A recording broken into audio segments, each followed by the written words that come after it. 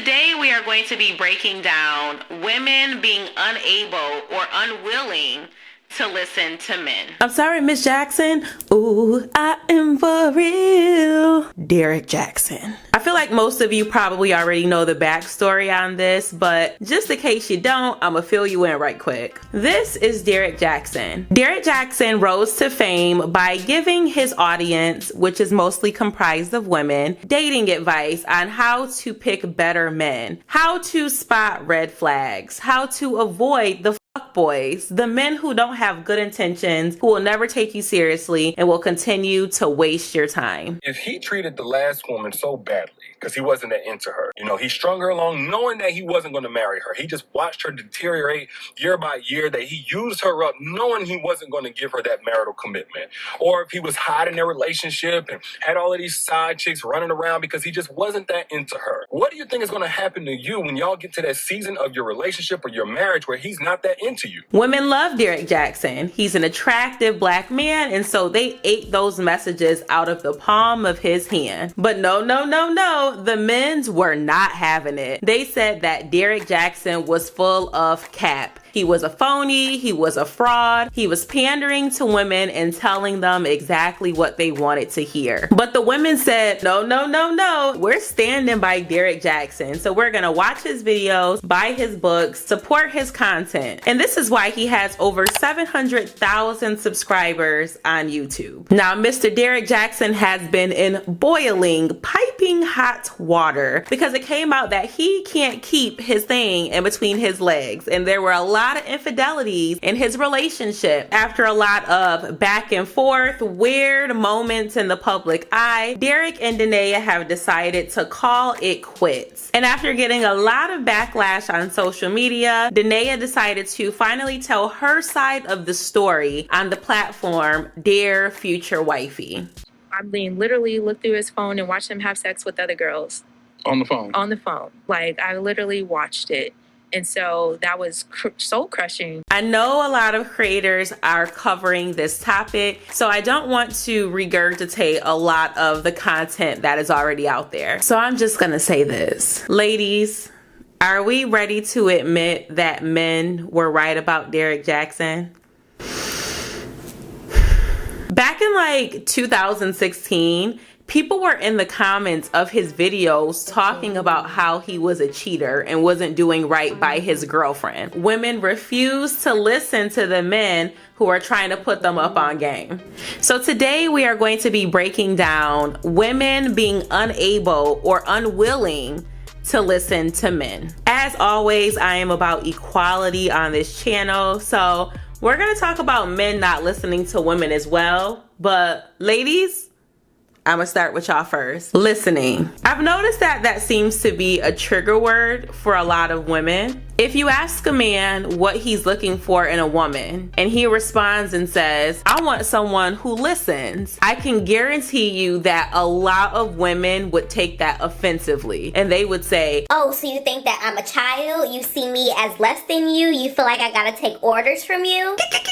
Before y'all get to calling me a pick me in the comments, I just want women to understand that we also want men who listen. I want a man who listens, right? If I'm having a bad day and I'm venting to you, or if I have good things going on in my life, I want to know that you're listening. I want you to listen to the things that I like so that if you're planning something, you can cater to what my interests are. I also want you to listen to feedback that I'm giving you so that if you're doing something that's a problem for me, or if you're doing something that I really like and I want you to keep doing it, I know that you hear me, right? So listening is very important in all relationships, whether they're platonic or romantic. The ability to listen to someone, even if you might not agree with everything that they're saying, is a sign of respect. So why are women struggling with listening to men? Men, you guys are very vocal on my platform. I hear y'all. And one of the common complaints is that men are willing to vocalize what they want or what they don't like, but women are not receptive to such feedback. I came across this article titled 6 Reasons Why You're a Bad Listener. and how to change it. Reason number 3, you have preconceptions and biases. If you have preconceptions and biases about someone, it can stop you from listening to them. I think it's time for us to truly unpack some of the deep-rooted issues that we have when it comes to trusting men. I'm not a psychologist, but my hypothesis is that a lot of women are struggling with deep-rooted issues when it comes to trusting men. Therefore, the perspective or the bias that a lot of women have is that men can't be trusted. I have to always be on guard. I can't trust anything that you say. And if I don't trust anything that you say, I don't take you seriously. So it's easy for me to just brush it off. I know that I talk about childhood a lot, but how can we not talk about childhood when it shapes so much of who we are today? Ladies, please chime in the comments. But I'm curious to know if women who don't have a healthy bond with their father, whether the father was physically absent, emotionally absent, mentally absent, just not a stable paternal figure that she would look up to as a role model to lead her, guide her, and steer her in the right direction, if some of that is entangled in the trust issues. In other words, my dad wasn't shit. I couldn't trust him to be a reliable figure in my life. He might have done more harm than good. And so now the men that I meet moving forward, whether I realize it or not, are a reflection of my father. Reason number 4, your ego gets in the way. Your ego tells you, I'm really smart. How much do I need to listen to this person? It prevents you from listening to people you think are intellectually or socially inferior. You got a big ego. Ego has all of us in a chokehold. There have been numerous studies that show that people who tend to have overinflated or grandiose egos are actually the people who are the most insecure. Insecurity is a thing that I personally believe a lot of people are struggling with, but we are not comfortable with admitting that we're struggling. And so that insecurity manifests itself in multiple different ways. Ego is something that I think prohibits a lot of men from being able to listen to women. There are a lot of men, whether they want to realize it or not, who view women as being inferior.